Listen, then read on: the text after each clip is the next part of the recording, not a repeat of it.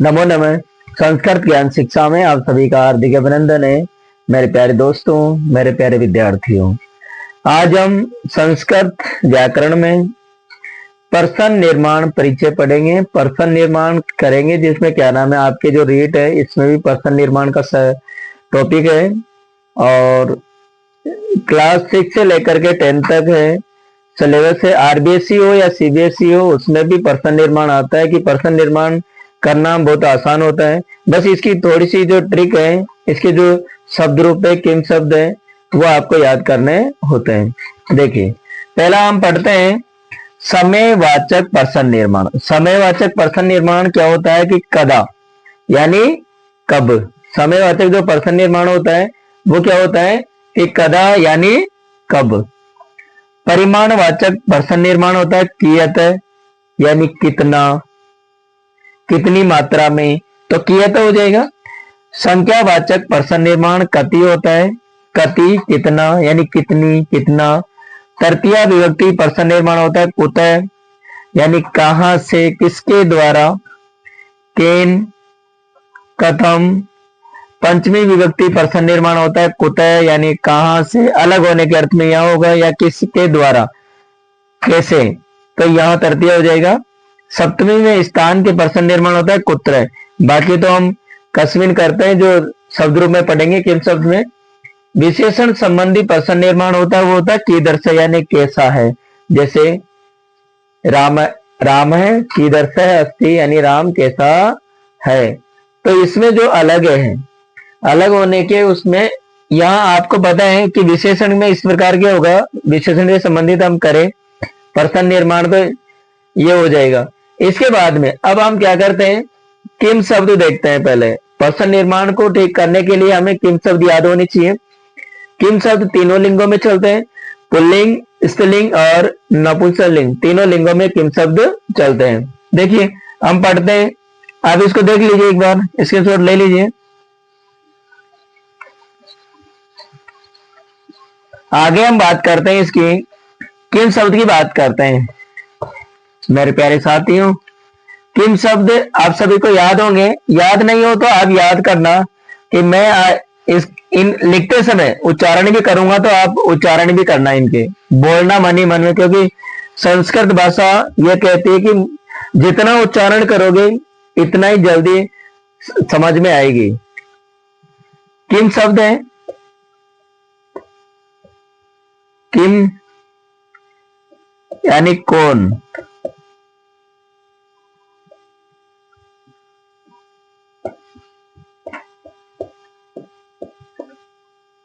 Pulling शब्द रूपम, ठीक है। किम शब्द है, किम शब्द क्या हो जाएगा, किम, किम का अर्थ क्या भी होता है और यह लिया गया है कौन, ठीक है। तो देखिए हम पढ़ते हैं,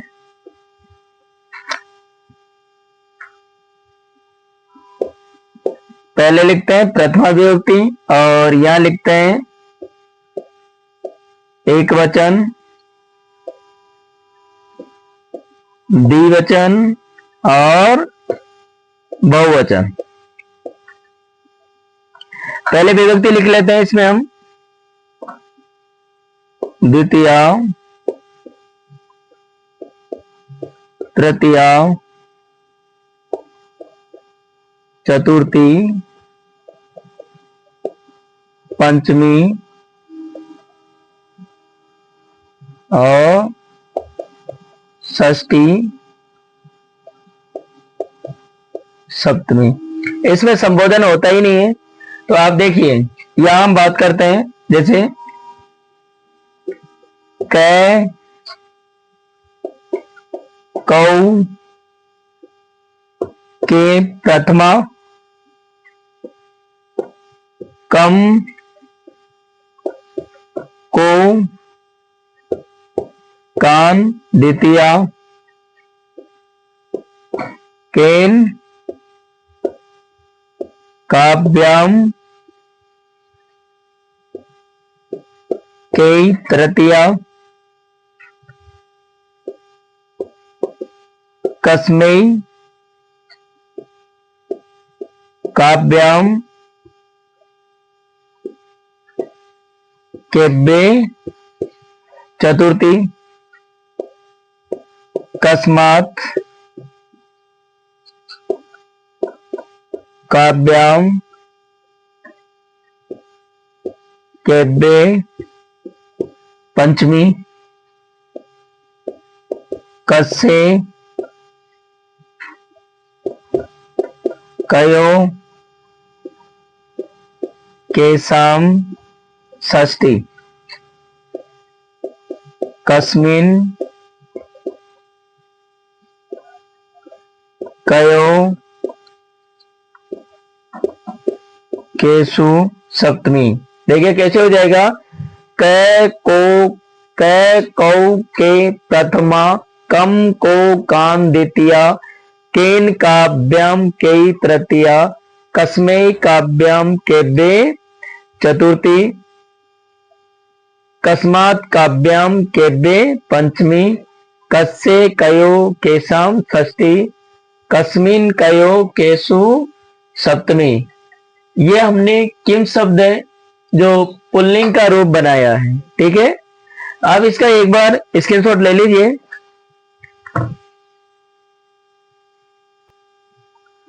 आपने स्क्रीनशॉट ले लिया होगा। अब हम क्या करेंगे, किम शब्द है वो पुल्लिंग वाले रूप बनाएंगे।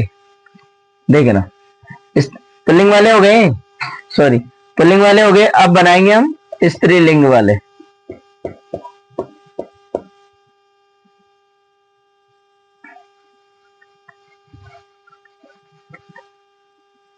स्त्रीलिंग अलग होते हैं और जो नपुंसकलिंग है वो तो मैंने आपको अभी मैं बता ही दूंगा कैसे करना है उनका, तो बहुत इजी होता है। बस स्त्रीलिंग को ध्यान में रखना है।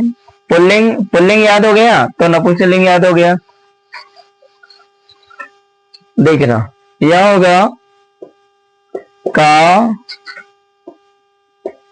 के का प्रथमा काम के का द्वितीया कया काव्यम काव्यी तृतीया कस्य काव्यम काव्ये चतुर्थी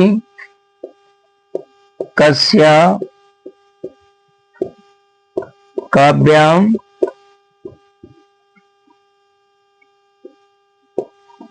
काव्ये पंचमी। सेम पंचमी का एक वचन जैसे षष्ठी का एक वचन, कस्या कयो कासाम षष्ठी। और इसका क्या हो जाएगा, कस्याम। क्या बन जाएगा इसमें, कस्याम। या आप कह सकते हैं हाँ कस्याम कयो और कासु सप्तमी। क्या हो जाएगा इसका, का के का प्रथमा काम के का द्वितीया कया काव्यम काव्यी तृतीया कस्य काव्यम काव्ये चतुर्थी कस्याः काव्यम काव्ये पंचमी कस्या कयो कासाम षष्ठी कस्मिन कयो कासु सप्तमी। ये हुआ हमारा स्त्रीलिंग वाला। ठीक है, इसके थोड़ा ले लीजिए आप।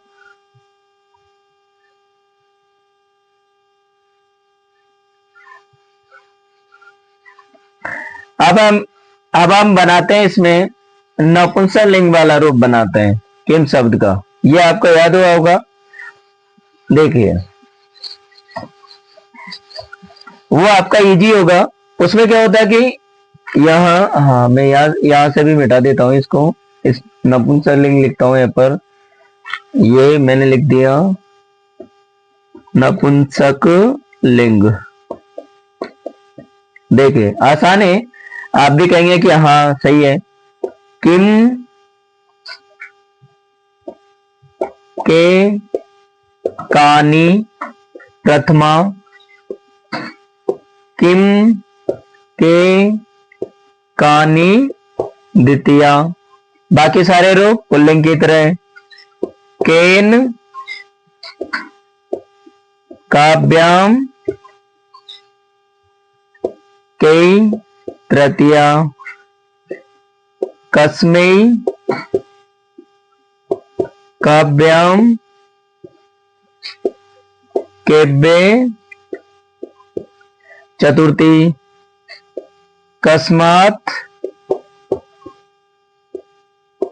काव्याम केब्बे पंचमी। कस्य कयो केसाम षष्ठी। कस्मिन कयो केसु सप्तमी। देखिए मैंने आपको कहा था कि जो किम शब्द का पुल्लिंग वाला रूप होता है उसमें तो क्या होता है कि क, को, के प्रथमा, कम को कान द्वितीया और बाकी सेम होते हैं।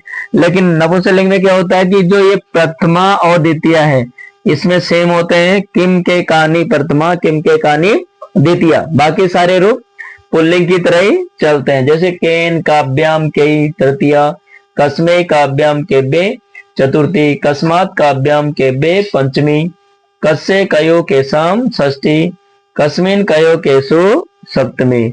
आप इसका स्क्रीनशॉट ले लीजिए एक बार।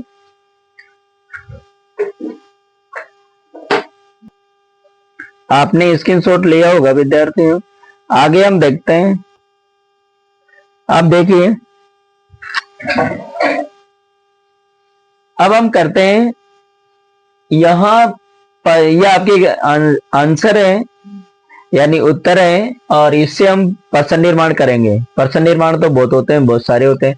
यदि आपने ये समझ लिया ना तो ये मान के चलिए कि प्रश्न निर्माण कहीं भी आपको कोई भी दिक्कत नहीं आएगी। मैंने फर्स्ट बात तो ये बताई थी कि मैं किम शब्द आपको याद करना है, जो पुल्लिंग वाले भी याद करना है और स्त्रीलिंग वाले और उसके बाद में नपुंसकलिंग वाले। तो इस पुल्लिंग और नपुंसकलिंग में क्या अंतर होता है? प्रथमा और द्वितीय में अंतर होता है। बाकी नपुंसकलिंग में क्या होता है कि प्रथमा और द्वितीय है उन दोनों में सेम चलते हैं, बाकी सारे रूप चलते हैं पुल्लिंग की तरह। अब हम बात करते हैं, जैसे इसमें दे रखा है कि ग्राम में निर्धना स्त्री अवसत, यानी एक गांव में निर्धना स्त्री यानी निर्धन स्त्री महिला अवसत रहती थी। तो इसमें जो ये निर्धना स्त्री है, अब ये आपको पहचानना है कि ये स्त्रीलिंग है। इसका मतलब एक स्त्री की बात कर रहा है, महिला की बात कर रहे हैं यहाँ पर। तो क्या हो जाएगा, देखिए आपको पूरा बना के दिखाऊंगा मैं। आपको यहाँ इसके नीचे जो आंसर हो जो चेंज करेंगे हम वही लिखूंगा, बाकी मैं बोल करके आपको बताऊंगा। देखिए तो यहाँ क्या हो जाएगा का। अब बाद में तो इस देखिए कैसे बनेगा, ग्रामे का अवसत और जो ये पूर्ण विराम का चिन्ह लगा हुआ है इसको हटा करके हम क्या लगा देंगे, प्रश्नवाचक चिन्ह लगा देंगे। जैसे मैं एक आपको बना करके ही बता देता हूं, नहीं तो फिर आपको दिक्कत होगी। जैसे ग्रामे का अवसत, गांव में कौन रहती थी, तो इसका मतलब क्या हो गया, निर्धना स्त्री। बस इस तरीके से प्रश्न निर्माण करना है आपको। प्रश्न निर्माण इसी तरीके से होता है। जैसे यहां दे रखा है सूर्योदयात पूर्वमेव बालिका तत्रोपस्थितः, यानी सूर्योदय होने से पहले ही, पूर्व में पहले ही बालिका तत्र उपस्थित और वहां उपस्थित हो गई। ये आपके मैंने 9th क्लास से लिए हुए एनसीईआरटी के सारे, और एनसीईआरटी से बढ़कर के कहीं भी नहीं है। यदि आपने एनसीईआरटी पढ़ ली है 9th और 10th, या फिर हम कह सकते हैं 6th क्लास से लेकर के 10th तक की जो बुक्स है उनमें जो प्रश्न निर्माण है या एक पदेन वाले वहां से भी बन सकता है। प्रश्न निर्माण हम कहीं से भी बनाए जा सकते हैं। अब आपको देखिए चाहे हिंदी और समझ में आए या नहीं आए, लेकिन हम इतना सा तो जानते हैं कि जो शब्द रेखांकित है वहां से प्रश्न निर्माण करवा रहा है आपसे वो। तो सूर्योदयात, जैसे रामात, बालकात, नगरात, ग्रामात। तो पंचमी का एक वचन हुआ, तो पंचमी के एक वचन में सूर्योदयात है, इसका मतलब पुल्लिंग वाला रूप है। तो पंचमी के एक वचन क्या हो जाएगा, सूर्योदयात यानी कस्मात। तो इसको कैसे लिखेंगे हम, देखिए यहां जगह नहीं है तो मैंने एक बता दिया है, अब आपको सेम में बोल करके बताऊंगा, उसी तरीके से आपको करना है। देखिए कस्मात पूर्वमेव बालिका तत्रोपस्थितः, और यह पूर्ण विराम को उठा करके प्रश्नवाचक चिन्ह लगा देंगे। ठीक है, आगे दे रखा है बालिका निर्धन मातु दुहिता असित है, यानी जो बालिका है निर्धन मातु यानी निर्धन माँ की, दुहिता असित यानी पुत्री थी, यानी जो बालिका है उसकी मां निर्धन थी, दुहिता करता था पुत्री, असित करता था थी। तो निर्धन मातु मैंने आपको बताया था, शब्द रूप और धातु रूप पढ़ाते समय मैंने बताया था कि जो पितृ और मातृ शब्द है उसके पंचमी और षष्ठी के एक वचन में सेम रूप होता है। तो क्या हो जाएगा, ये है आपका षष्ठी का, यानी बालिका निर्धन मातु यानी निर्धन माँ की, का के की रा रे री, तो यह क्या हो जाएगा, अब देखिए तो क्या बनेगा यहाँ पर कस्या हो जाए, क्योंकि मातु है इससे लेंगे तो क्या बनेगा कस्या।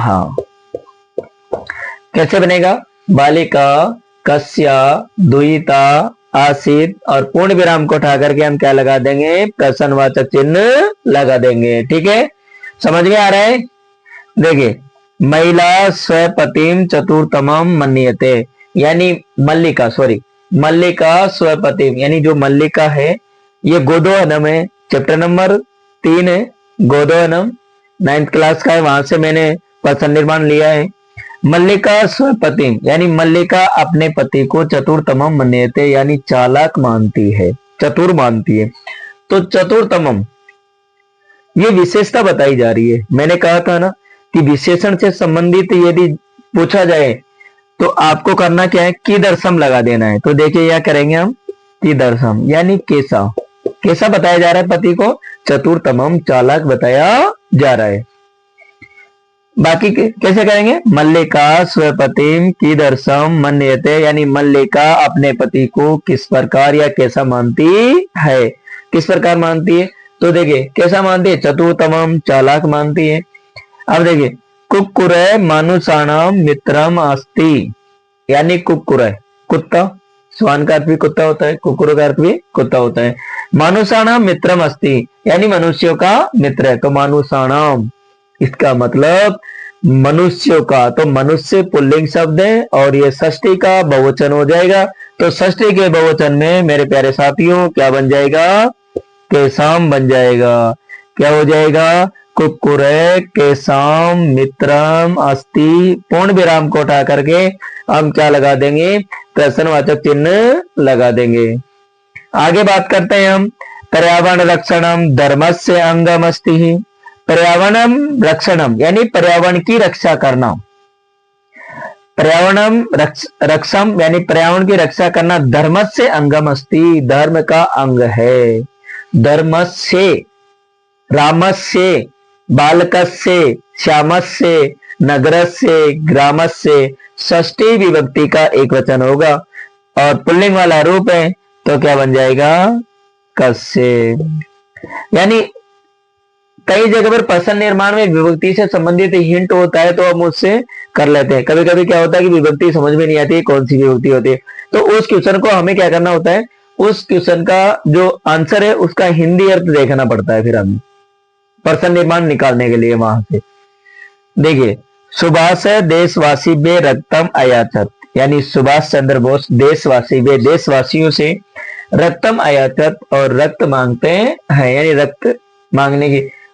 तो यहाँ रक्तम का अर्थ होता है खून, तो रक्तम है नपुंसकलिंग शब्द है, रक्तम रक्ते रक्तानि प्रथमा, रक्तम रक्ते रक्तानि द्वितीया, रक्तेन रक्ताभ्याम रक्ते तृतीया, रक्ताय रक्ताभ्याम रक्ताभे चतुर्थी, रक्तात रक्ताभ्याम रक्ताभे पंचमी, रक्तस्य रक्तयो रक्तानाम षष्ठी, रक्ते रक्तियो रक्तेषु सप्तमी। ठीक है, आगे देखना तो यहां क्या हो जाएगा, किम हो जाएगा। ये प्रथमा और द्वितीय का एक वचन है, तो प्रथमा और द्वितीय के एक वचन में जो नपुंसकलिंग में होता है वो किम बनता है। कैसे होगा? सुभाषय देशवासी बे किम अयाचत, यानी सुभाष चंद्र बोस देशवासियों से क्या चाहते हैं, तो हो जाएगा किम हो जाएगा। ग्रामम परितः क्षेत्राणी संति, यानी गांव के चारों ओर, गांव के चारों ओर क्षेत्राणी संति यानी खेत है, एक गांव में, गांव के चारों ओर क्या बताए गए? खेत बताए गए, खेत है। तो देखिए क्षेत्राणी है, क्षेत्राणी इसका मतलब नपुंसकलिंग का प्रथमा और द्वितीय का बहुवचन रूप है। अब प्रथमा और द्वितीय के बहुवचन में हम क्या करते हैं? नपुंसकलिंग में क्या लिखते हैं? जैसे किम के कानी, तो क्या बन जाएगा आपका? कानी हो गया। इस तरीके से ये अब देखिए, ग्रामम परितः कानी संति, यानी गांव के चारों ओर क्या है? तो क्षेत्राणी खेत है।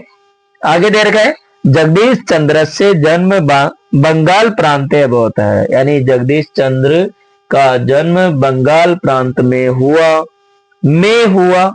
इसका मतलब सप्तमी विभक्ति का एक वचन। अब सप्तमी विभक्ति का एक वचन, फिर हमें यह देखना है कि ये स्थान से संबंधित है। तो स्थान से संबंधित मैंने आपको बताया था कि कुत्र का प्रयोग होता है, यानी कहां। तो हम कर देंगे यहां पर कुत्र। कैसे लिखेंगे इसको प्यारे साथियों? जगदीश चंद्र से जन्म कुत्र अब होता है, यानी जगदीश चंद्र का जन्म कहां हुआ, कहां पर हुआ? तो बंगाल प्रांत है, बंगाल प्रांत में कहां? अब है स उच्चाध्ययनार्थम विदेशम अगच्छत, यानी वह उच्चाध्ययनार्थम यानी उच्च अध्ययन के लिए, उच्च शिक्षा प्राप्त करने के लिए विदेशम अगच्छत, और विदेश में गया। अब देखिए उच्चाध्ययनार्थम किस लिए गया, क्या आएगा इसमें? से इसका प्रश्न निर्माण कैसा होना चाहिए कि वह किस लिए विदेश में गया। तो किस लिए, इसकी संस्कृत होती है किमर्थम। क्या होगी? किमर्थम।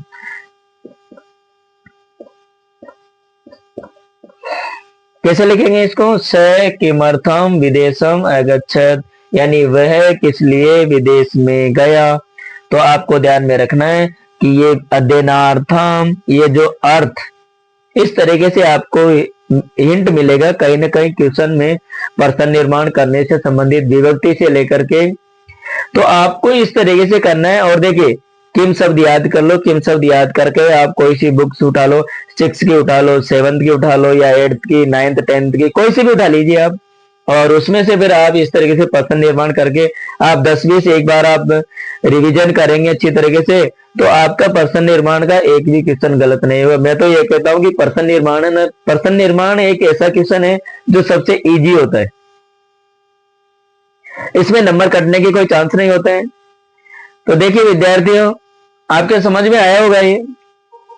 आप बार बार की में पढ़े, अपने आप आ जाएगा, कोई दिक्कत नहीं। फिर भी आपको लगे कि कहीं पर आपको समझने में दिक्कत हो रही है, या कोई ऐसी विभक्ति है जो आपके समझ में नहीं आ रही, तो मेरे प्यारे साथियों, प्यारे विद्यार्थियों, आप मुझे कमेंट बॉक्स में कमेंट करके, एक प्यारा सा कमेंट करके भी मुझे बता सकते हैं कि सर इसमें कौन सी विभक्ति, ये जो प्रश्न निर्माण है इसमें कौन सी विभक्ति का प्रयोग होगा।